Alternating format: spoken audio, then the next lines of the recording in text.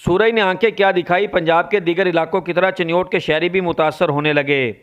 تاہم heat waves اور سن stroke سے گیسٹرو اور ڈائریا کا مرض جنگل میں لگی آگ کی طرح پھیلنے لگا، جبکہ فوکل پرسن نے محض DHQ ہسپتال میں 1 ماہ کے دوران ٹریٹ کیے گئے مریضوں کے حیران کن اعداد و شمار بتا دیے۔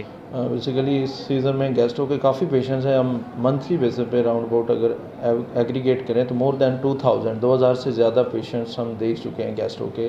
طبی ماہرین حالیہ موسم میں حفاظتی تدابیر اپنانے کے لیے شہریوں کو بار بار تلقین کر چکے ہیں، جبکہ متاثرین کی تعداد میں اضافہ تشویشناک ہے۔ تاہم محکمہ ہیلتھ کے افسران کہتے ہیں کہ ہم مکمل طور پر تیار ہیں۔